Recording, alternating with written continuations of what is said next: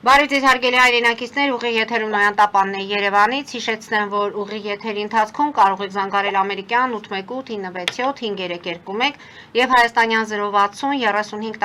31 հեռախոսահամարներով հարցեր ուղղել մեր տաղավարում գտնվող հյուրին, ինչպես նաև Նոյան Տապանի ուղիղ եթերները կարող եք հետևել Նոյան Տապանի Patreon-ում, QR կոդը ձեր էկրաններին է։ Այսօր Նոյան Տապանի տաղավարում հյուրընկալել են Պաշտպան հայրենիաց ազգային մշակութային հիմնադրամի նախագահ պատմաբան Գագիկ Սաֆարյանին։ Բարև ձեզ, պարոն Սաֆարյան, շնորհակալ եմ կրկին մեր տաղավարում լինելու համար։ Պարոն Սաֆարյան, սկսենք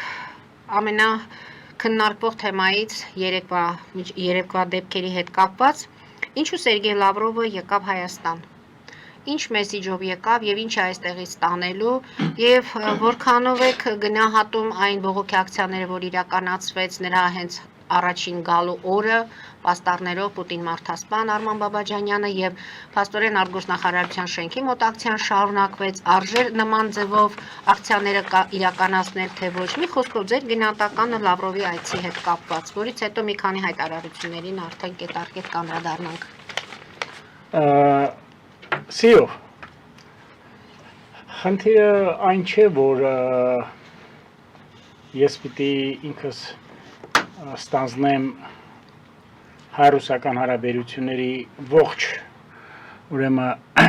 ներկապնակը հատկապես խաթարված և սասանված 2020 թվականի 44-օրյա պատերազմից հետո։ Առավել ևս, որ այսօրվա իմ հարցազրույցի բուն նպատակը երկրի ներքաղաքական լարված իրավիճակն է եւ հատկապես երկրորդ նախագահի այսպես կոչված ակտիվացումը քաղաքական դաշտում որպես քաղաքական գործոն։ Պետք է ուղղեմ, արդյոք երկրորդ նախագահի հարցազրույցը կապված էր Սերգեյ Լավրովի այցի հետ։ Մի քիչ այսպես ասած գուշակությունների ու մարգարեությամբ չզբաղվեմ եւ ես չեմ ուզենա առհասարակ իջնեմ այդ մակարդակը, ինչու համար կրկին ու կրկին շնորհակալություն եմ հայտնում ձեր տաղավարին եւ ձեր ստուդիային։ Դուք չեք պատկերացնում, ես չեմ հասցնում առավոտը 9-ից մինչև երեկոյան 9 պատասխանել իմ հետևորդների, իմ ֆոլովերների եւ նաեւ իմ աջակիցների կամ նամակներին կամ չգիտեմ երկտողներին կամ քաղաքում քայլելուց։ Տեսեք, Լավրովի այցը, Ռուսաստանի Դաշնության արտգործնախարարի այցը մեղմ ասած չեմ ուզում շարունակեմ, դա առանձին ուրեմն հարցազրույցի թեմա է, ցույց է տալիս, որ հայ-ռուսական հարաբերությունների որակն ու մակարդակը գտնում է շատ ցածր աստիճանի վրա։ Լավրովը այց է կատարել որպես մետրոպոլիա երկրի արտաքին գործոս նախարար եւ իրեն թվում էր, թե նախկինի պես նա այց է կատարում հերթական գաղութ անձինս Հայաստանի Հանրապետության, որը եղել է տասնամյակներ շարունակ։ Ընդամենը հռետորական կամ ոչ միայն հռետորական Լավրով Միրզոյան կամ ասուլիսներից կամ հայտարարված կոմունիկեից մի քանի բան։ Բայց ասում են, որ ինքը իրեն զգում էր այդ սպիտակ գաղութում, տպավորությունը այդպիսին է եղել։ Այո, եւ նա քիչ էր զգում, նա պիտի շատ զգար։ Նախ առաջերտին ես ողջունում եմ այդ ակցիաները 100%։ Պարտադիր ընդունելի են, մի բան չեմ ընդունում, որ մարդաշատ չէր։ Ընդ որում, ընդդիմադիր լրատվամիջոցները բազմաթիվ անգամ շեշտեցին, որ շատ քիչ քանակության մարդիկ կային այդ ակցիաներին, այսինքն նրանք էլ էին դա նաև գալիս է նրանից, սակավաթիվ էին եւ Եվրոքվեի կողմնակիցները եւ մեր քաղաքական դաշտի շատ ներկայացուցիչներ, որոնք հիմա առաջ են քաշում ռուսներից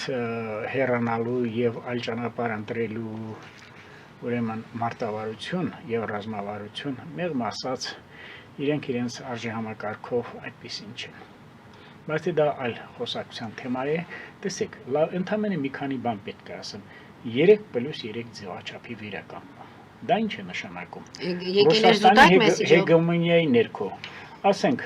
եղել է այդ նույն ձևաչափով հանդիպում, ուրեմն Մոսկվայում, որ վրացիները բացարձակ կերպով ուրեմն սաբոտաժի են ենթարկել, խափանել են, եղել է նմանատիպ հանդիպում Թեհրանում, եղել է նմանատիպ հանդիպում Թուրքիայում, Ստամբուլում։ Սա ուրեմն կիրառելի չէ գետնի վրա։ Հաջորդը Ռուսաստանը դեմ չէ, եթե Հայաստանը իր անվտանգությունը եւ տարածաշրջանային խաղաղությունը ապահովելու համար զենք գնի այլ երկրներից, բայց ոչ Ֆրանսիայից, որը մեր թշնամին է։ Ռուսաստանը պիտի որոշի, թե մենք ումից պետք է զենք գնենք։ Այստեղ արդյոք այդ մեսիջը դուք չեք տեսնում, ինչպես ասում են տոհատակերի հայտարարությունը չի ասում ինչ է նշանակում։ Երրորդը շուրջ 300 միլիոն դոլարին համարժեք դրամ է փոխանցել Ռուսաստանի Դաշնություն մեր համար ամենածանր ժամանակներում զենքի հայթայթման եւ փոխադարձ պայմանագրի շրջանակներում։ Մինչև հիմա այդ գումարը չկա, մինչև հիմա այդ զենքը տեղ չի ասել եւ հայտարարում է, որ այս զենքը դեբետ կրեդիտի չէ, սկզբունքով զենքը չէ, գումարը տեղափոխվել է այլ որդ եւ այդ զենք գումարը եւ այդ խնդիրը լուծվել է։ Դա սուտ է։ Եթե այդպիսի բան կա,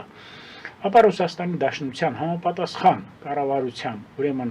լիազորված անձը եւ Հայաստանի Հանրապետության կառավարության լիազորված անձը կամ վարչապետը կամ պաշտպանության նախարարը նվազագույնը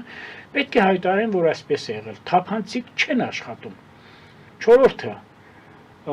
ինչ է նշանակում Նարեկ Կիրակոսյանի այն հարցին կապված ջերմուկի հետ, կապված Արցախը հանձնելու հետ, կապված խաղաղապահ առաքելության դավադիր գործունեության հետ, դավաճանական գործունեության հետ, որպես ռազմավարական դաշնակցի եւ ինչ է նշանակում տասնամյակներ շարունակ զենքի մատակարարում Ադրբեջանին անվարան կերպով եւ անխափան կերպով։ Պատասխանը հետեւյալն է։ Մարդը զարմանում ես, որ 20 տարուց ավել, շուրջ 25 տարի, 40 դար աշխատում է արտգործնախարար, այնուհետև, չգիտեմ, Միացյալ ազգերի կազմակերպությունում Ռուսաստանի ներկայացուցիչ, լինելով նաև տոհմիկ դիվանագետ եւ չունի տարական դիվանագիտական գիտելիքներ։ Մարդը զբաղված է ուրեմն մանիպուլյացիայով, թե լղոզեց պարզապես։ Այո, մարդը զբաղված է խապկանքի մարտավարությամբ եւ մարդը զբաղված է նենգասպառնալիքներով, ինչու՞ չի նաև մատ թափ տալով։ Եվ ասում է, գիտեք ինչ, զենք մենք Մոզամբիկին էլ ենք վաճառել։ Եվ գիտեք ինչպիսի արդարացում է դա Ադրբեջանի զենք տալը համարում է, որպես Ադրբեջանն էլ է համարում Ռուսաստանի ռազմավարական դաշնակիցը։ Երեք առաջ օրը, երբ որ արդեն ես հստակ գիտեի, որ պետք է գայի ձեր տաղավար հարցազրույցի, հանդիպում եմ մի քանի ընկերների, այդ թվում նախկին ԲԴԽ-ի նախագահին, Նորիկին Նորիկյան եւ էլի ընկերների, եւ գիտեք, մեր ամբողջ մտահոգությունը որն է, որ եթերից Սերգեյ Լավրովի եւ մեր խոսակցության թեման եմ ասում, կան գիտությունների դոկտորներ քաղաքագիտական առումով, որոնք համարվում են Ռուսաստանի խաթարված կամ սասանված հեղինակության վերականգնում, որ Ռուսաստանը այստեղ այլընտրանք չունի եւ դոմինանտ գերիշխող է։ Մենք էլ չունենք։ Որպես ազդեցիկ եւ այլը, եւ գիտությունների դոկտոր, որոնց մասին դուք լավ գիտեք, որին բառապաշարը թույլ չի տա այլ ոճով արտահայտեմ կամ այլ մագդիրով խոսեմ իրենց մասին, բայց ես զարմանում եմ, ինչպես կարելի է գնահատել այսի նշանակությունը դրական առումով, երբ որ մեր աչքի առաջ կործանվեց պատմական Հայաստանի մի գեղեցիկ իրական եւ պատմական Հայաստանի լավագույն հատվածներից մեկը, լավագույն եզերքներից մեկը։ Եվ նրանց եկեղեցի պարգևատրեց Ալիևի կնոջ այդ ամեն ինչ անելու համար։ Ընդ որում, տեսեք, մարդը խոսում է հապկի լիազորությունների ընդլայնման։ Արցախի մասին խոսենք, նոր շարունակենք հապկը, պարոն Սաֆարյան։ Մարդը խոսում է վերջերս էլ, եւ դարձյալ խոսում են, ասենք, մեկը պարսկագետ է, բոլորս գիտենք, որ նա վարձատրվում է Իրանի դեսպանատան կողմից եւ Իրանին համարում է մեր մեծագույն բարեկամը եւ խնդրեմ, Իրանը անց է կացնում Արցախում Ադրբեջանի հետ զորավարժություններ եւ ես պիտի մեր կառավարությանը ոչ թե նախատինք թափեմ, այլ ավելի խիստ ձևով քննադատեմ, որ վերջին 2 տարում Ադրբեջանը անց է կացել շուրջ 7-8 զորավարժություններ, մենք ընդամենը 1 զորավարժություններ։ Հիմա այլևս չեն խոսում, որ Ազիզ Նասիրզադեն գտնվում է Երևանում կամ երեք գտնվում էր Երևանում, որին ընդունել է մեր կառավարության, ուրեմն բարձրաստիճան պաշտոնյաները, ընդհանուր վարչապետը, դրանից առաջ Անվտանգության խորհրդի քարտուղար Արմեն Գրիգորյանը այց կատարեց Իրանի Իսլամական Հանրապետություն, որին ընդունեց եւ նախագահը եւ արտաքին գործոց նախարարը։ Հիմա տեսեք, մենք ինչ ենք սրանում տեսնում։ Արդյոք մենք չենք տեսնում, որ Իրանը եւս իր ավելի քան 2000 տարվա Հայաստանի հանդեպ ունեցած եւ տարածքային հավակնությունները եւ Հայաստանին դիտելու որպես վասալական երկիր դեռևս այդ հոգեբանությանը հրաժեշտ չեն տվել։ Ես իհարկե Քավլիցի չեմ ասում, որ դա կիրառելի է գետնի վրա քաղաքականությունը, բայց ասենք իմ ներքին ինչպես ասում են, ներքին համոզմունք, ինչպես ասում են, դա իմ gut reaction-ն է։ Հիմա նույն օրերին Իրանի Ադրբեջանի պաշտպանության նախարարը ժամանում է Իսրայելում։ Եվրոպական երկրները, հատկապես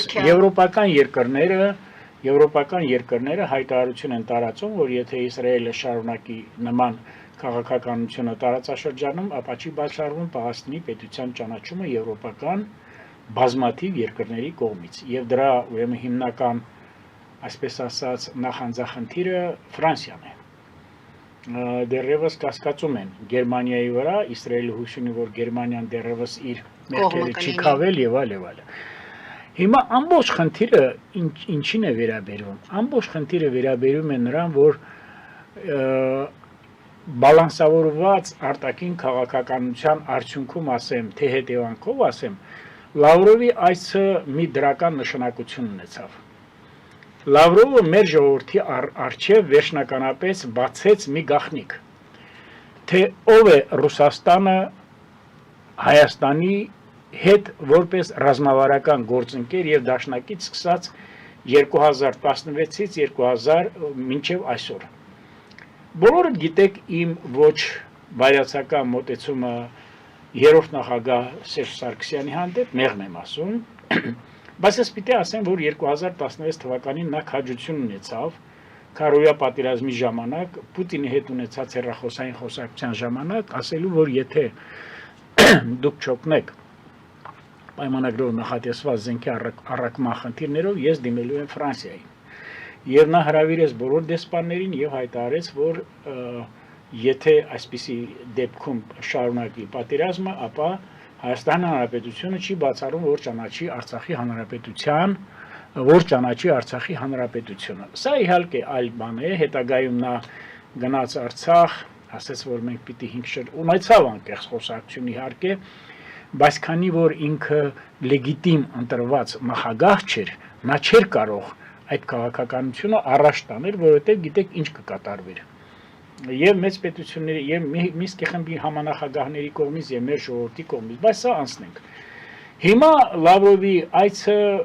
ասել, որ դա մեղմացնող դեր է խաղում, կարելի է հայ-ռուսական հարաբերություններում խաթարված եւ սասանված ուրեմն հիմքերի առումով։ Ասել, որ դա կարող է ապագայում ունենալ դրական նշանակություն, ես չեմ հավատում։ Դեռ վաղ է եւ ես չեմ հավատում։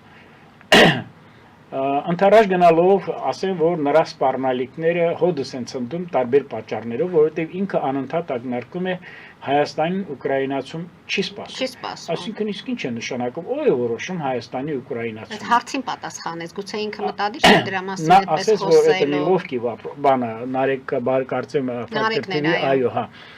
Եվ գիտեք ամենազարուրելին, ամենածիծաղելին որն է, որ ասում է Հայաստանը մեզ համար շարունակում է մնալ բարեկամ երկիր, եւ կարող է մեզ վրա հույս դնել։ Եվ նա շատ ստոր ձևով պատասխանեց ջերմուկի հետ կապված, հապկի ընդամենը դիտորդական առաքելության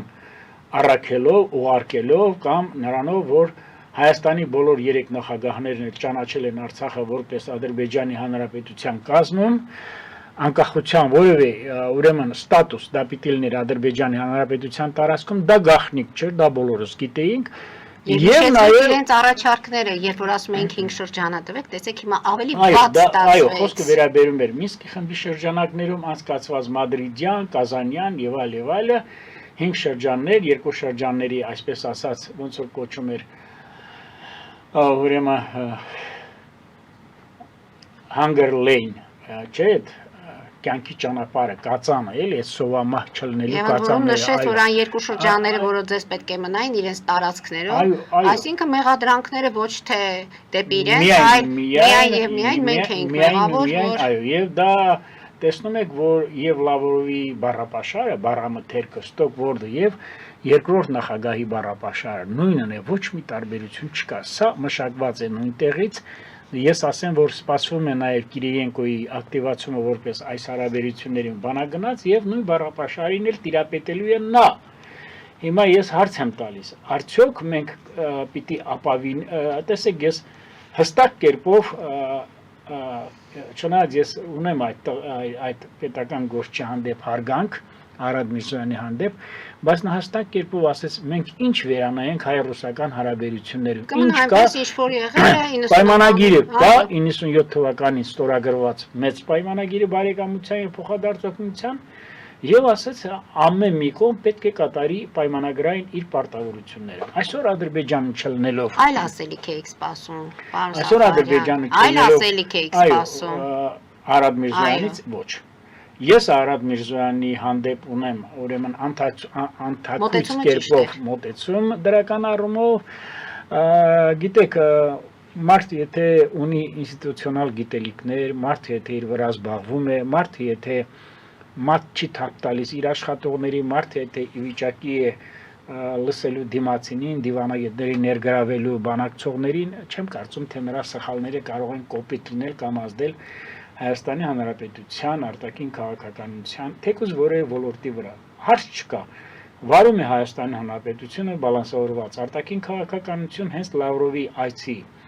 շրջանակներում էլ դա հստակ կերպով երևաց։ Եվ ասել, որ Պրագայի գործընթացը Հայաստանի Հանրապետությունը ճանաչեց, այնուհետև տեղի նա նույնիսկ ասեմ շատ թունոտ ատելությամբ է լցված եվրոպական խաղաղասիրական քաղաքացիական առաքելության նկատմամբ, որոնք ինչ խոսք կատարում են հսկայական դրական աշխատանք եւ պիտի ասեմ, որ ավելի քան 1 տարվա այս սահմանում հրադադարի կամ որոշակի կերպով զգացվում է լարվածության որոշակի թուլացում իջեցում, մենք առաջի հերթին այստեղ պիտի հիմնական բաղադրիչներից մեկը համարենք դիտորդական առաքելության լուրջ գործունեության։ Թեև կան ուժեր, որ դրանք վերագրում են Ռուսաստանի Դաշնության, ասում են, ինչ գիտեք։ Ես ասացի, որ քանի որ այսօր չեմ ուզենա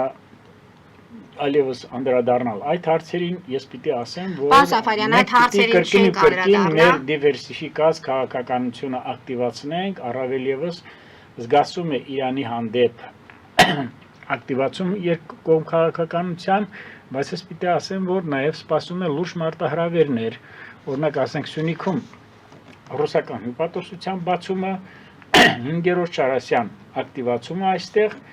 ասեմ հետևյալը, եւ 5-րդ Շարասյան ակտիվացումը եւ մեր նախորդ պետական քաղաքական գործիչների ակտիվացումը, հանձինս Ռոբերտ Քոչարյանի, հիմա Հայաստանը գտնվում է ուրեմն պետականության կործանման եւ Հայաստանի Հանրապետության վերացման նախաշեմին ըստ որոշ քաղաքական գործիչների։ Նրանք առաջնորդվում են այդ սկզբունքներով, նրանք առաջնորդվում են այդ վրեժխնդրությամբ, ընդ որում ցինիկ կերպով էլ հայտարարում են, որ եթե մենք դառնանք իշխանության ղեկը վերցնենք, ապա 1-2-3 ամսում քաղաքական դաշտը ամբողջովին մաքրվելու է։ Եթե ամփոփենք Լավրովի այցը, Լավրովը ինչով է գնալու այստեղից, որից հետո ձեր պատասխանից հետո ես գիտեմ, որ Լավրովը արդեն շոշափել է Հայաստանի Հանրապետության էլիտայի, կառավարության, համապատասխան գերատեսչությունների եւ նրանց ղեկավարների հոգեբանությունը, եւ նա գիտի Հայաստանի Հանրապետության սառը վերաբերմունքը, եւ նա գիտի, որ Հայաստանի Հանրապետության հետ միայն ու միայն ուրեմն հորիզոնական կերպով կարող է ունենալ ուրեմն պետական քաղաքականություն, միջպետական բոլոր հարթակները օգտագործելով իշահ երկու ժողովուրդներին։ Նա այդ մտայնությամբ եւ նա այդ մեծ զգացողությամբ այստեղից վերադարձել է, իմանալով, որ հաջորդ ընդունելությունները ավելի սթափ եւ ավելի սառն են լինելու։ Ընդ որում ես ասեմ, ի պատիվ Հայաստանի Հանրապետության բարձրաստիճան պաշտոնյաների եւ իրավապահ մարմինների, որոնք թույլ չտվեցին որոշակի էքսցեսներ, որոնք թույլ չտվեցին որոշակի փողոցային անկարգություններ կարողացան արժևն առնել, դա պետք էր, որովհետև Հայաստանի Հանրապետությունը միշտ պիտի իր հյուրընկալությամբ եւ ուրեմն միշտ պետական հարաբերությունների միշտ պետք է պահի այդ էտիկետը։ Տեսեք, կարելի է ասենք ունենալ տարբեր կարգի մոտեցումներ, չէ, ասենք դրոշների վառել եւ այլ, բայց ես կարծում եմ դեռևս կամուրջները վառելը եւ ժամանակավրեպ է եւ պիտի դրան չհասնենք։ Չնայած դրան ռուսները դրան արժանի են։ Ես դա ասում բայց ամեն դեպքում, ինչպես դուք ասեցիք, մենք նրանց հյուրընկալել ենք եւ պետք է կարողանանք պատշաճ ձևով պետական մակարդակով այդ ամենը ընդունել, ճանապարհել։ Մենք պարտավոր ենք, բայց ես պիտի ասեմ, ռուսական քաղաքականությունը աստիճանաբար փորձում է Հայաստանի Հանրապետության պետականության եւ Հայաստանի Հանրապետության գոյության համար փորձում է մետաստազները, հյուսվածքները գնալով ավելի խորը դարձնել մահացու եւ անբուժելի։ Պարոն Սաֆարյան, դուրս գանք Կարճատև գովազդային դադարի, որից հետո շարունակենք մեր զրույցը։ Հարգելի հայրենակիցներ, հետևեք, քիչ անց կվերադառնանք տաղավար եւ կշարունակենք։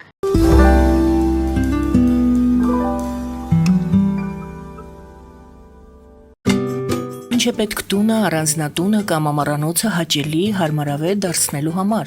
Ճիշտ ընտրած կահույք, օրիգինալ դեկորներ, հյուրերին ընդունելուց գեղեցիկ սպասք, գուցե նոր սփռոց։ 60-ից ավելի ճանաչված եվրոպական բրենդների ինքնատիպ, չկրկնվող եւ մատչելի ընտրանին Fortuna Home and Country House խանութ սրահում։ Նորավոճ սպասք եւ կահույք հորեկա բնագավառի համար, տեքստիլ, տնտեսական ապրանքներ, ամեն ինչ գեղեցիկ կյանքի համար։ Ընտրեք այն, ինչ վաղուց փնտրում էիք Fortuna Home and Country House-ում, ձեզ համար եւ որպես նվեր ձեր մտերիմների համար։ Երևան շիփինգ, սենսացիա ստեղ, հա։ Այո, ճիշտ եք եկել։ Սանդրոցներ Երևան ուղարկելը $2.99 օթանավով։ Այո։ Իսկ եթե դոլար ուղարկես, դոլար ստանան։ 1%, հա։ Այո։ Իսկ որ տանեն տուն հասցնեն, էլի 1%, հա։ 2%։ Երասը ծրի է, էլի։ Ժողովուրդ սենսացիա, ծրի է։ Նորթ Հոլիվուդ Գլենդել։ Jackpot հագուստի վաճառակենտրոնը վերաբացվել է Թահանգա քաղաքում։ Նոր տեսականի, նոր արժեքներով ու նոր զեղչերով։ Եվրոպական հագուստ եւ կոշկեղեն կանանց, տղամարդկանց եւ երեխաների համար։ Օծանելիք, ճամպրուկներ, պայուսակներ, գիշերանոցներ, գոտիներ եւ դրամապանակներ։ Մեծ ապրանքատեսականի, մեծ զեղչերով։ Համեցեք Jackpot Թահանգայում։ Հասցեն 7057 Foothill Boulevard։ Հեռախոս 818 813 2252։ Jackpot։ Սիրելի հայրենակիցներ, մայիսի 28-ին Հայաստանի անկախության փառապանձ օրը Caesar Palace շքեղ բանկեթ-հոլում տեղի կունենա բարեգործական ընթրիք համերգ՝ ի նպաստ մեր հերոս ազատամարտիկների, մասնակցությամբ համայնքի լավագույն երգիչների։ Խանդավառությամբ մասնակցենք այս աննախադեպ հանդիսությանը, մեր նպաստը բերելով հայրենիքի պաշտպան մեր զինվորներին։ Տեղեկությունների համար զանգահարել 818 813 2252 հեռախոսահամարով High ID ինքնության քարտ կազմակերպության։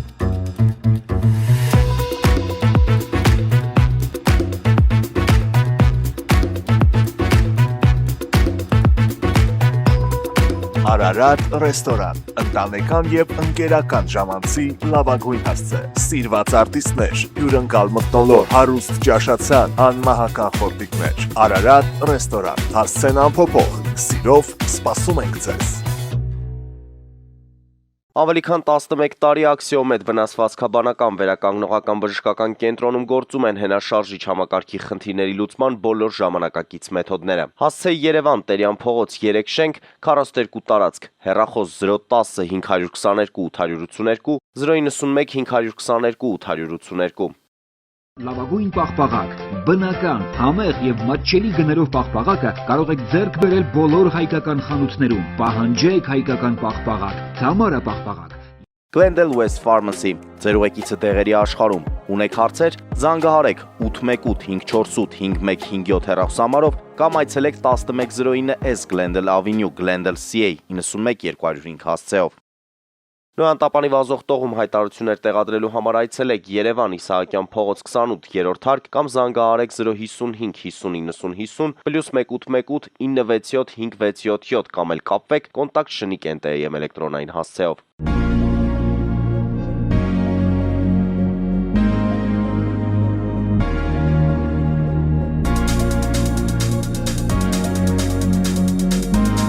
Տպագրեք ձեր գիրքը Նոյան տապան տպագրատանը, ինչպես նաև թերթեր, ամսագրեր, բուկլետներ եւ այլն։ Հասցեն քաղաք Երևան, Իսահակյան 28 առաջին հարկ։ Հեռախոս Հայաստանից +374 55 50 90 52, ԱՄՆ-ից 818 967 567։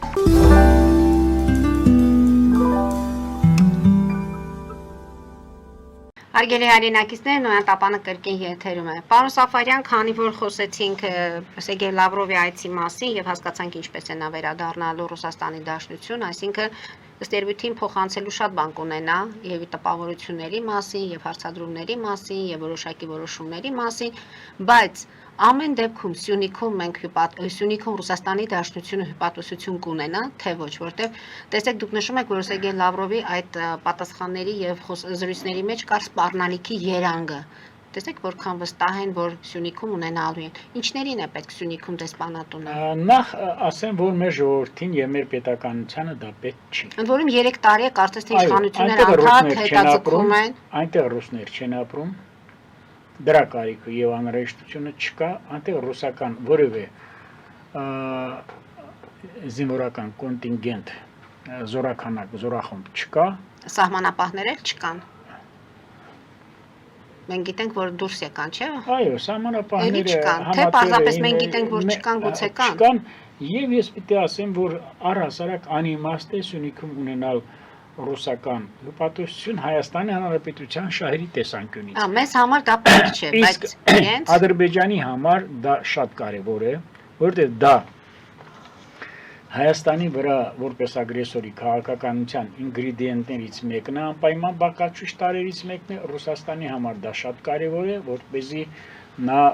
Իրանի հետ ունենա այնպիսի հարաբերություններ հարթ, որ նաև հետագայում կարող է ուրեմն նենգասպառնալիքի ենթարկել Հայաստանի Հանրապետության պետական շահերը։ Ես մոռացա ասեմ ամենահիմնականը, կարծում եմ ընթացքում ես կասեմ, որ նաև Լավրովը պետք է համոզված լինի, որ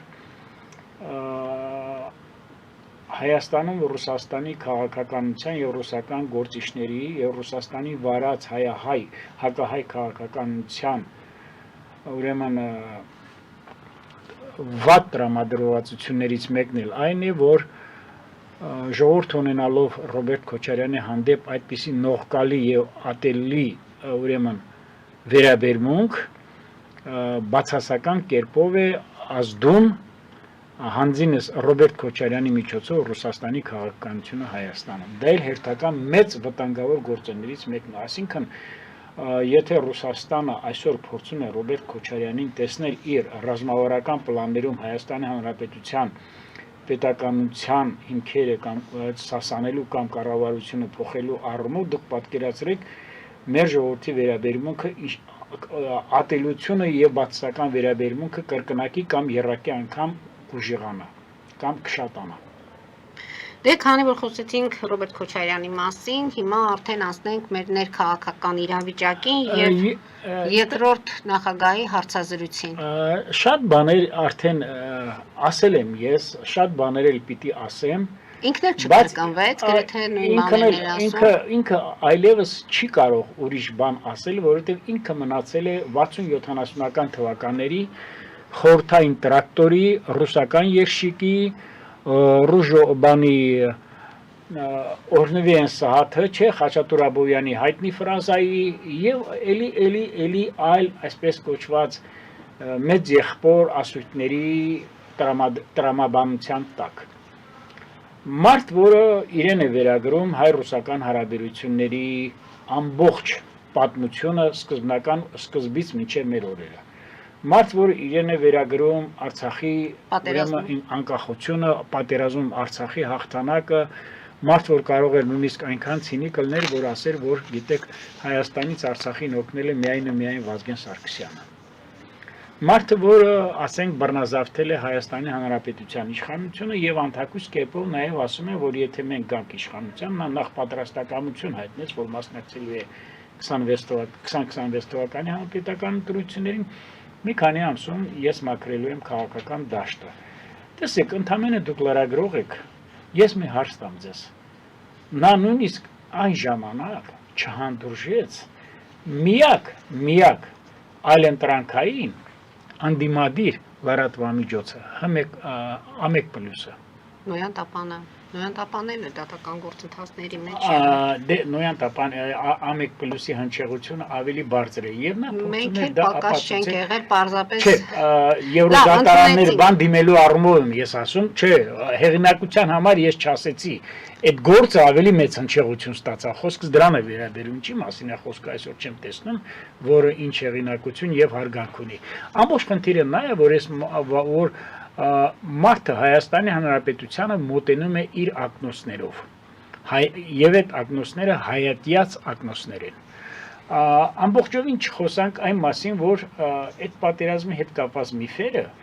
նրա հաղթանակի։ Այսօր Ռոբերտ Քոչարյանի շուրջը համախմբված են մարդիկ, որոնց կարող եմ անուն առ անուն ես ասել, դասալիկներ, դավադիրներ,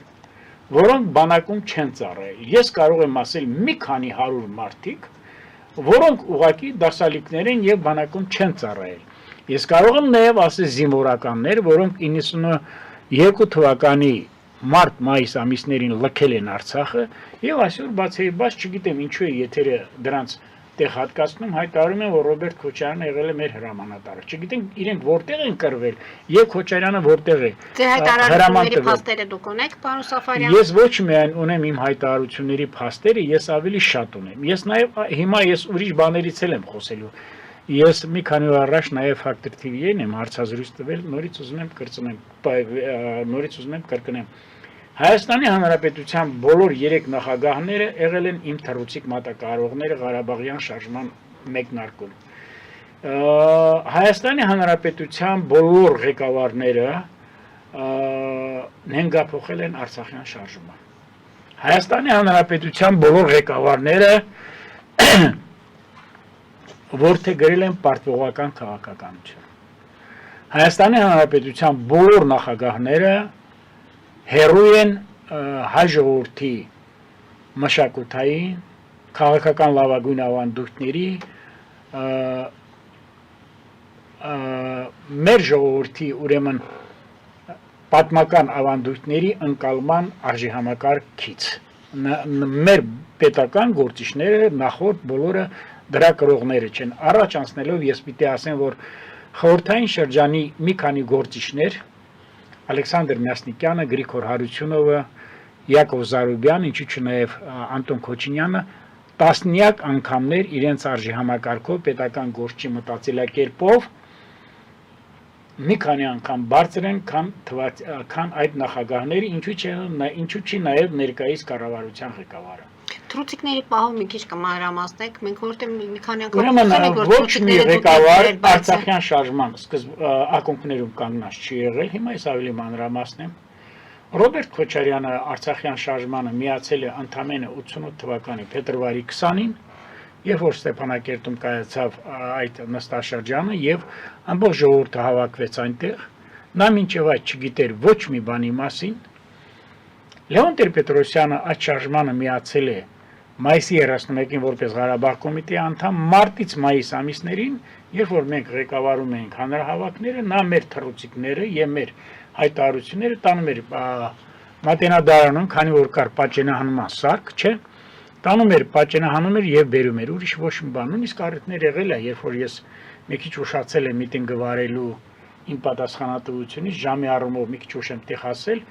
ապրիլ-մայիս ամիսների 1-2 անգամ նա 1-2 նախադասություն է ասես քանի որ Գագիկ Սաֆարյանը գալիս է, ապա ես բարձրախոսը զիջում եմ նրան։ Գալով Սերժ Սարգսյանը 1990 թվականին Ռոբերտ Քոչարյանի հետ լինելով ընկեր եւ լինելով Արցախում ընդամենը եղել են 2 ՀՀՇ-ականներ Ռոբերտ Քոչարյանը եւ Սերժ Սարգսյանը եւ կարողացել են մտցնել այդ ցանկի մեջ, քանի որ 1989 թվականի դեկտեմբերի 1-ով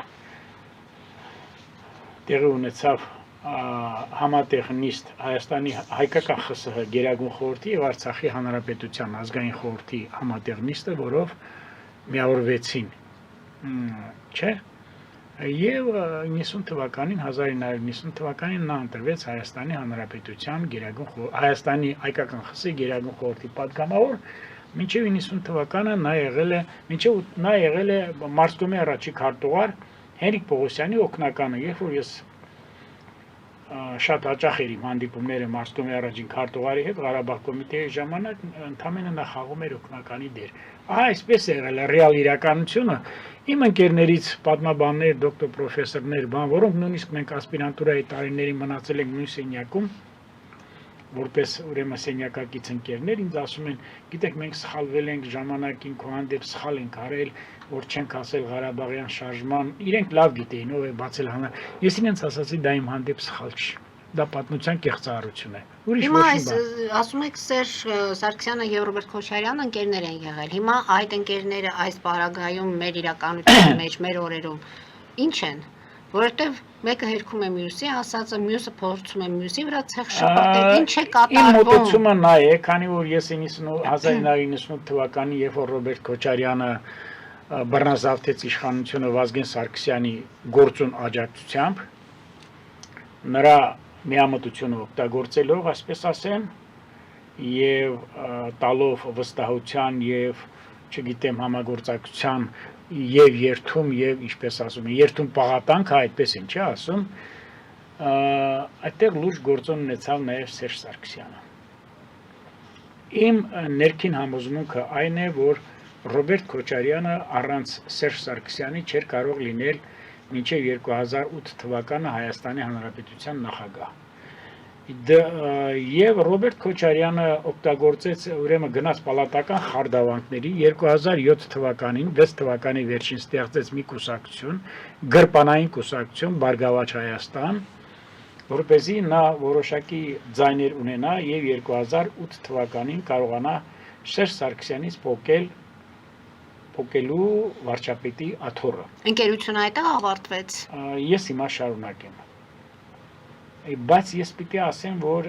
ինչպես ասում են շաբաթօր փաթի շուտ եկավ, տեղ ունեցավ մարտի 1-ը, Սերժ Սարգսյանը մի ուրեմն նեղ շրջապատում ասել է, որ կարող եք հնարավոր է դուք Ռոբերտ Քոչարյանին տալ վարչապետի աթոռ, Սերժ Սարգսյանը ասել է, որ ես չեմ պատրաստում Հայաստանի Հանրապետությունում լինել, ուրեմն Հայաստանի Հանրապետությունում կատարել պահակի դեր։ Սա ես ասում եմ հստակ եւ գիտեք ամբողջ խնդիրը որն է Ռոբերտ Քոչարյանի կառավարության տարիներին, իշխանության տարիներին, բացի թալանից, բացի ինքը այդ լիսի հիմնադրամը բանը, այդ ամբողջը կեղծիք է, այդպիսի բան, բոլորս գիտենք լիսի հիմնադրամի ավելի քան 70%-ը միջոցները փոշիացվել են, ես հստակ կարող եմ դա ասել։ Եվ հիմա ամենահարուստը Նիկոլ Փաշինյանն։ Այո, հիմա ես դրան կանդրադառնամ, Ռոբերտ Քոչարյանը այն մարդն է, որի ժամանակ նույնիսկ վարչապետի մահը պլանավորված էր։ Վարչապետի մահը կանխորոշված էր։ Ես սա ասում եմ հստակ կերպով։ Մի երկիր, որտեղ վարչապետների մահը կանխորոշված էր։ Այլևս ես ինչ խոսեմ դրա մասին։ Գալով Սերժ Սարգսյանը քաջություն ունեցավ, նորից եմ կրկնում, ճակետների մեջ եմ ասում, քանի որ ես գիտեք իմ վերաբերմունքը, ծայրահեղ վերաբերմունքը նրա հանդեպ բացասական, քաջություն ունեցավ Ռոբերտ Քոչարյանին 10 տարի որպես քաղաքական գործոն նրան դարձնել 0, բառից բուն իմաստով 0։ Մի բան, որը չհաջողվեց Նիկոլ Փաշինյանին եւ մարդ, որը մեղադրվում է կոռուպցիայի մեջ, մարդ, որը մեղադրում է բազմաթիվ սպանությունների մեջ, եւ ես ձեզ ասեմ, որ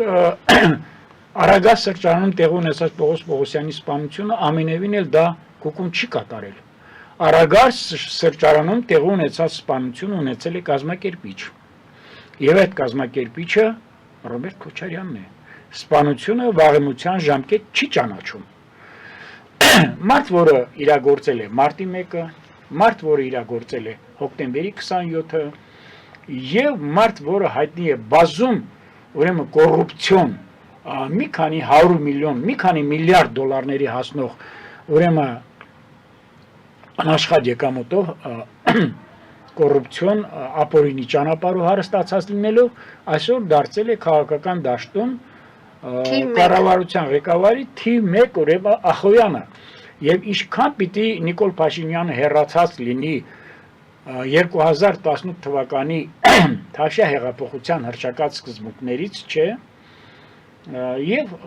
ժողովրդավարությունից եւ մարդասիրությունից եւ թափանցիկությունից եւ բյուջեի հանդեպ մոտեցումից եւ հակակոռուպցիոն պայքարից, որ այսօր Ռոբերտ Քոչարյանը նրան համարում է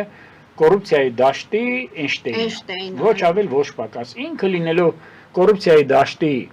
բոլոր ժամանակների Հայաստանի Հանրապետության թիվ 1 սև գոտին,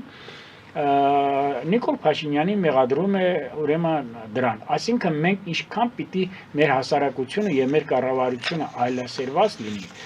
ազգային ժողովը ինչքան պիտի իր բարձունքներից իջած լինի, մեր ազգային ժողովը ուրեմն ես պիտի ասեմ Հայաստանի Հանրապետության բարձրագույն մարմինն է օրենսդիր եւ ոչ միայն օրենսդիր բարձրագույն մարմինն է, այլ Հայաստանի Հանրապետությունը հանդինս մեր ազգային ժողովի համարում է խորհրդարանական երկիր։ Բայց տեսեք Նիկոլ Փաշինյանը 2018 թվականին հայտարարեց, որ Հայաստանում իշխանություն չկա։ Այո, Հայաստանում իշխանություն չկար։ Սերժ Սարգսյանի նախագահական ժամկետը լիազորությունները ավարտվել էին, սահմանադրությունը կեղծիքով անցավ սահմանադրություններ եւ 2 անգամից ավել Հայաստան Հանրապետության նախագահը չէր կարող 3-րդ անգամ ընտրվել եւ նա ուզուրպացրեց, բռնազավթեց իշխանությունը եւ այս առումով Փաշինյանը ճիշտ էր, բայց արդյոք նա հավատարիմ մնաց իր հռչակած սկզբունքներին։ Կադրային քաղաքականության դաշտում, հակակոռուպցիոն քաղաքականության դաշտում, միջազգային հարաբերություններում, հատկապես Արցախի ժողովրդի, Արցախի հանրապետության պահպանման եւ նրա ժողովրդի ինքնորոշման դաշտում, այո, կային խնդիրներ, որոնք լուծել է բյուջեի հետ կապված, Արցախի ժողովրդի ուրեմն կամ բանակի բյուջեի ավելացման, չգիտեմ, չինովնիկների հանդեպ խստապահանջ վերաբերմունքի, կոռուպցիայի եւ այլ, բայց այդ բոլորը անհետեւողական է, նաեւ դատական համակարգի։ Տեսեք, ես կարող եմ 1 տասնյակից ավել պետական աշխատողների գործիչներ չեմ ուզում ասել, որոնք զբաղացրել են տարբեր պաշտոններ։ Արդարադատության համակարգում, հարկային համակարգում, դարձյալ իրավական համակարգում, ԲԴԽ-ում, որոնց հանդեպ ես ունեմ ծայրահեղ դրական վերաբերմունք, բայց մի բանով, որ ժամանակին նրանք ոչ սաստել են, ոչ էլ քաջություն են ունեցել բարձրաձայնել, ասել, որ մենք այսպիսի ճանապարհով գնում ենք ոչ ճիշտ ճանապարհով։ Ինչ խոսք այդպիսի մի քայլ կատարեց տխրահարչակ ազգային անվտանգության նախկին տնօրեն Արթուր Վանեցյանը, բայց ես պիտի ասեմ, որ այնտեղ շանգլուխ էր թաղված, որովհետև Արթուր Վանեցյանը ինքնուրույն չէր կատարում իր լիազորությունները։ Նա անպայման ուներ մետաստազներ հանձինս նախորդ կառավարիչների Հայաստանի Հանրապետության։ Հարգելի հայրենակիցներ, Նոյան Տապանը կրկին եթերում է, մեկ հեռախոսազանգի պատասխանենք, պարոն Սաֆարյան, որից հետո ես իմ հարցը կուղեմ ձեզ։ Լսում ենք ձեզ, դուք եթերում եք։ Այո, բարև ձեզ։ Բարև ձեզ։ Կներեք, ձեզ հյուրի Պարոն Սաֆարյան։ Շատ շնորհակալություն, որ ձեզ հյուրին բերել եք, պարոն Սաֆարյանին։ Դուք լսում եք ինձ թե՞ Լսում ենք ձեզ։ Ես մի հատ հարց ունեմ, ձեր հյուրը շատ թանկ մարդ է, ամբողջ Հայաստանի, ամբողջ աշխարհի համար, շատ թանկ։ Եվ վտանգը ես սարսափեցի, ինչ որ ինքը ասեց, ամբողջ հայացքը գիտեր, բայց առաջի մարդ ինքն էր, որ եթերում բացահայտ ասեց ինչ իրականությունը այդ հրեշի մասին։ Բայց ես սարսափում եմ իրեն համար, արդյոք այդ հրեշը վտանգ չի տա իրեն, պարոն Սաֆարյանին, կներեք էլի։ Շնորհակալ ենք զանգի համար, պարոն Սաֆարյան, ձեր համար արդեն անհանգստանում են գուցե։ Նախ շնորհակալություն եմ հայտնում, տեսեք, մարդ, որը անցել է 1985 թվականից առ այսօր քաղաքական պայքարի բովով եւ նույնիսկ ուսանողական տարիներին ցանկացած ռեֆերատ կամ կուրսային կամ դիպլոմային աշխատանք կատարելուց զերծ է մնացել անհարկի քծնանքներից, շողոքորթություններից, գիտկոմի ՍՄԿԿ պատմության եւ այլ մարդ, որը ունեցել է լուսահոգի ուսուցիչներ հանձինս Ջոն Կիրակոսյանի, Հայկ Ասպողոսյանի, չգիտեմ, Վագն Դադերյանի, չեմ կարծում, թե ես կարող է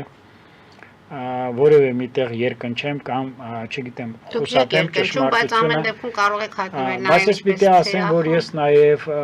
ունեմ մտահոգություններ, ես պիտի ասեմ, որ ես ունեմ զանգեր, ես պիտի ասեմ, որ ես ունեմ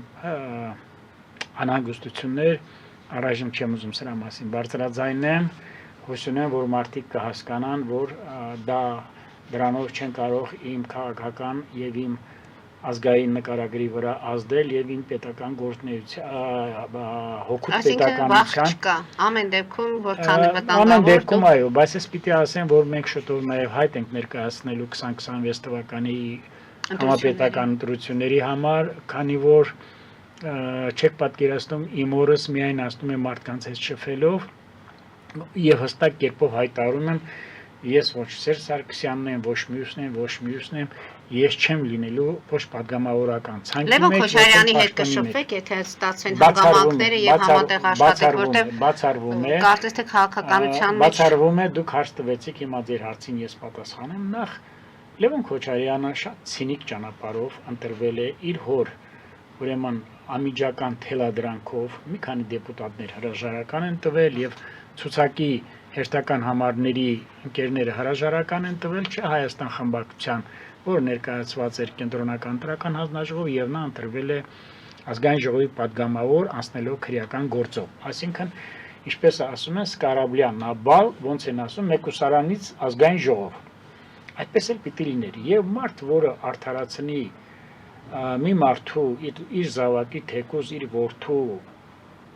հայհոյանքները, մոտեցումը, սպառնալիքները, նա առաջի հերթին կարող էր արգելել Լևոն Քոչարյանին ունենալ զավակներ արտասահմանում, եթե Հայաստանի Հանրապետության նախագահը, բայց քանի որ նրա զավակները չեն ծառայել, նա այդպես էլ պիտի լիներ։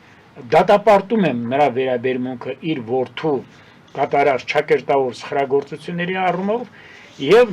նաեւ պիտի ասեմ, որ Հայաստանի Հանրապետության ազգային ժողովը այսօր չի գտնում իր բարձունքում։ Հանձինս ինչպես այդ երկու падգամավորական գրպանային խմբակցությունների, այնպես էլ քաղաքացիական պայմանագիր կուսակցության բազմաթիվ տասնյակ անդամների։ Ինչու համար եմ ես ասում, որովհետեւ մենք տեսնում ենք, որ գիտելիքահեն, փաստահեն տվյալներով հիմնված օրենսդրական գործունեություն падգամավորների մեջ իսպար բացակայում է։ Գիտեք, այնպես չի, որ ես, ինչպես ասում են, ռացիոնալ հատիկները չեմ տարբերում, ոնց են, ինչպես են ասում, թացը չորից, չէ, ինչպես կարող է ես չտեսնեմ Աննա Գրիգորյանի հետևողական գործունեությունը, ինչպես կարող է ես չտեսնեմ Քրիստինե Վարդանյանի, ինչպես կարող է չտեսնեմ Ջուլհակյանի գործունեությունը։ Տիկին Այո, ինչպես կարող է ես չնկատեմ շատ մարդկանց Արմեն Խաչատրյանի, էլի շատերի, կարող եմ տասնյակ մարդկանց ասել, բայց ես ինքս նողկանք ու սարսափ եմ ապրում, երբ ելույթ են նենում Հայաստան խմբակցությունից որոշ մարդիկ։ Նողկանք եւ սարսափ եմ ապրում, երբ որ իմ լուսահոգի, ուրեմն ընկերոջ աղջիկ Ասպրան Կրպեյանը ունի այդպիսի պահվածք։ Ինչ խոսք ասել, որ Տիգրան Աբրահամյանը չունի գիտելիքներ կամ չի տիրապետում իրավիճակին, ես չարաչար սխալված կլինեմ, բայց արդյոք մենք չենք կարող ասել, որ ինչպեսի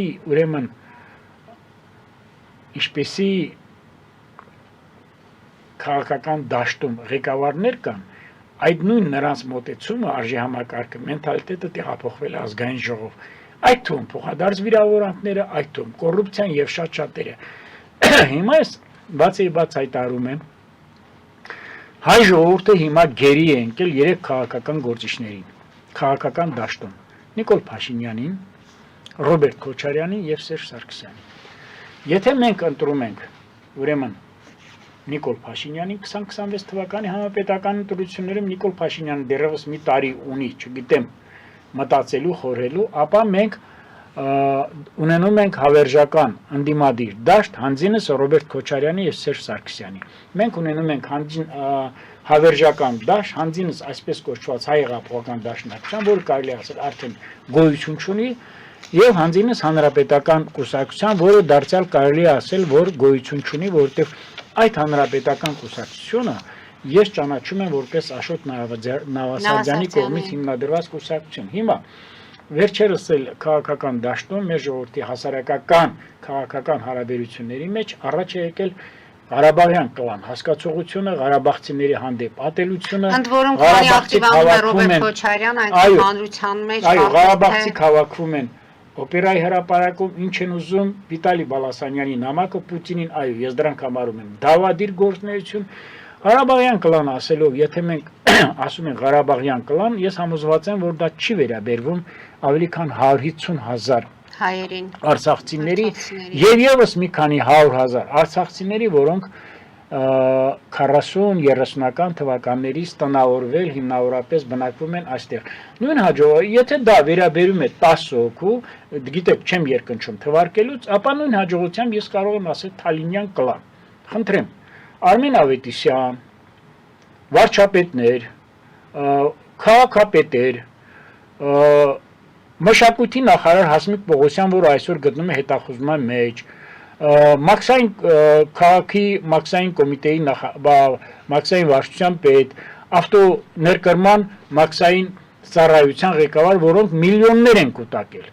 Միլիոններ են կուտակել։ Նույնիսկ ցինիզմը հասել է այնտեղ, որ Ռոբերտ Քոչարյանը ասում է, Արմեն Ավետիսյանը հիմա իր համար առանձին ապրում է։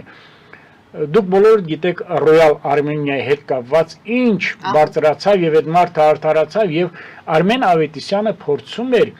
Ռոյալ Արմենիա այդ սուրճի ներկրումը եւ այդ արտադրանքը ամբողջովին խլեր եւ Ռոբերտ Քոչարյանի հետ փայ մտներ։ Եվ բացի դրանից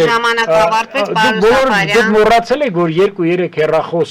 ներկրելու հետ կապված նույն հեռախոսի տեսականուց Nokia-ից Երևան քաղաքում դատախազ հեռացեց աշխատանքից։ Պարոն Սաֆարյան, ես մի հայտարարություն անեմ, մեր հեռուստադիտողները մեզ կարող են շարունակել Patreon-ում, այնպես որ մենք հեռախոսազանգ ունենք, կփորձենք պատասխանել, դուք էլ կավարտեք ձեր խոսքը, ձեր միտքը։ Շարունակեք, խնդրեմ։ Ես պիտի ասեմ, որ համապետական ընտրություններին հայ ժողովուրդը պիտի նախապատրաստվի շատ լուրջ։ Ես ինչու համար եմ ասում, որ ես ունեմ մարզային այցելություններ, այս վերջի մեկ ամսվա ընթացքում ունեցել եմ մարզային այցելություններ ինչպես Սյունիքում, այնպես էլ Գեղարքունիքում, եւ ես պիտի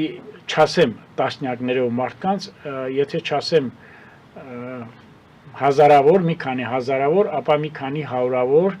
եւ պիտի անպայման մենք լուրջ քաղաքական հայտ ներկայացնենք 2026 թվականի, այլապես իմ բոլոր համակիրները ինձ ասում են, եթե դուք լավ եք խոսում, բայց դա գետնի վրա տեսանելի չլինի եւ չշոշափի մեր ժողովուրդը, ապա ձեր խոսակցությունը եւ ձեր քաղաքական պայքարը կլինի ձայն բարբառո հանապատի։ Մի զանգի պատասխանենք։ Լսում ենք ձեզ, դուք եթերում եք։ Լսում ենք ձեզ։ Բարի ձեզ։ Տեսեք, ես 98 թվականին այդ Քոչարյանը, որ եկավ Հայաստան, ես Հայաստանը լքեցի։ Շատ լավ գույժ ունեք։ Ինքն էլ Արցախից։ Հալալի տեսում եք այդպես այդ իրան Ֆրանսիայում ես տեղ ու նման հազարավոր մարդիկ։ Իսկ բաներ ասեմ։ Տես ինչ են անում, որ Սերժ Սարգսյանը ասում է ես գողություն եմ արել, վաղեմության ժամկետը անցել է։ Դա հարց է, բայց ինչու ես 20 տարի առաջ գողություն արել։ Եթե ճիշտ մարդ եք, ինչու է գողություն անում, չէ՞։ Լավ։ Ուզում են տակից դուրս գան, սրբապեղծել են։ Շնորհակալ ենք զանգի համար։ Պարոն Սաֆարյան, մի հարց ունեմ ձեզ, մեր Ես եւս մեկ նախադասություն պիտի ասեմ, ես համամիտ եմ։ Այո, փոխադարձ լուտանքները, վիրավորանքները մեկը մյուսի հասցեին, համբալներ, պատվալներում խթողներ, շպիոններ, եթե շպիոններ են, ապա ազգային ժողովում են, դուք պատկերացնում եք։ Կոնտրոլի տակ պահողներ։ Այո, կոնտրոլի տակ։ Մեկը դա ես լրիվ դա ընդունում եմ, բոլորն էլ, եւ այն կողմից, եւ այս կողմից, բոլորն էլ, բայց ես հիմա մի շատ կարեւոր հայտարարություն եմ անում, կարծում եմ ձեզ համար էլ կլինի շատ, ուրեմն, եւ ուրախալի, եւ անակնկալ, շուրջ 10 հոգու հետ կապված, Գագիկ Խաչատրյան, Աղվան Հովսեփյան, 3 վարչապետեր եւ 4 նախագահներ Վլադիմիր Գասպարյան, առնվազն 5-6 լրագրողներ զբաղվելու են ապօրինի գույքի ձեռքբերման եւ տնօրինման եւ արքովաճառքի եւ նրանց հարստացման ճանապարհների, ինչպես ասում են, մետաստազներով եւ քանդուքարապ են անելու։ Եվ մենք լինելու ենք շատ հետևողական եւ այս ամեն ինչը դարձնելու են ինչպես մեր ժողովրդի սեփականությունը, այնպես էլ իրավապահ մարմինների սեփականությունը եւ մեր լրագրողական այն շրջանակը, որը զբաղվել է դրանով, ցույց է տալու, թե ինչպես պետք է զբաղվել կոռուպցիայի դեմ պայքարով, ինչպես պետք է զբաղվել իրականացնելով արդարադատություն։ Դա շուտով դրա մասին դա ես ասելու եմ, որովհետեւ ասում եմ Երևանի մի քանի քաղաքապետերի ունեցվածք, մի քանի վարչապետների ունեցվածք, սկսած Կասկադի լավագույն պետական հիմնարկներից, որոնք սեփականաշնորհել են վարչապետները, կարող եմ ասել կոնկրետ ովքեր են, արդեն մենք գտնում ենք դրա խորքում եւ դա լինելու է մեր ժողովրդի սեփականությունը։ Եվ մեր ժողովուրդը թող իմանա 2026 թվականի համապետական ընտրություններում ում է ձայն տալու։ Հիմա ինձ ասում են, եթե Նիկոլ Փաշինյանը չի լինելու, Ռոբերտ Քոչարյանը չի լինելու, Սերժ Սարգսյանը չի լինելու, ով է լինելու։ Հիմա ես ասում եմ, ով է լինելու։ Մարդ, որ պիտի ի տարբերություն այդ երեքին ունենա փայլուն բազային կրթություն։ Ճակերտներ չբացեմ։ Մարդ, որ պիտի ունենա հայ ժողովրդի բոլոր ավանդույթների արժեհամակարգի լավագույն կրելու ունակություն։ Մարդ, որ պիտի միջազգային հարաբերություններում լինի իրազեկ, մարդ, որ պիտի խստագույնս տարանջատի արևմտյան Հայաստանը եւ երևակայական Հայաստանը, մարդ որ երբեք երևակայական արևմտյան Ադրբեջանը չշփոթի իրական Հայաստանի հետ, մարդ որը պիտի չզբաղվի նենգասպառնալիքներով, մարդ որը պիտի այնպեսի գործունեություն ծավալի, որ մեր երկրում թևածի ժողովրդավարությունը, համերաշխությունը եւ օտարերկրացիների հանդեպ տածի ոչ թե ունենա բոնապարտիստական հակումներ, այլ ունենա ալտրուիստական վերաբերմունք եւ դատապարտի քսենոֆոբիա։ Շնորհակալություն եմ հայտնում պարոն Սաֆարյան այսօրվա հաղորդման համար, կարծում եմ հարկ լինելու դեպքում մենք նորից կհանդիպենք տաղավարում, ես եմ շնորհակալ, դուք չեք պատկերացնում, ես պիտի ընդամենը մեկ նախադասությամբ ասեմ, դուք չեք պատկերացնում, որ վերջին ամիսներին ես չեմ հասցնում մեր քաղաքացիների հետ շփվել եւ այստեղ, ինչպես ասում են, մեղքի մեծ բաժինը ունի ձեր հերոստանգերությունը։ Շնորհակալություն եմ հայտնում։ Հարգելի հայրենակիցներ, այսօր այսքանով ավարտում ենք, հետևեք զարգացումներին, մնացեք խաղաղությամբ։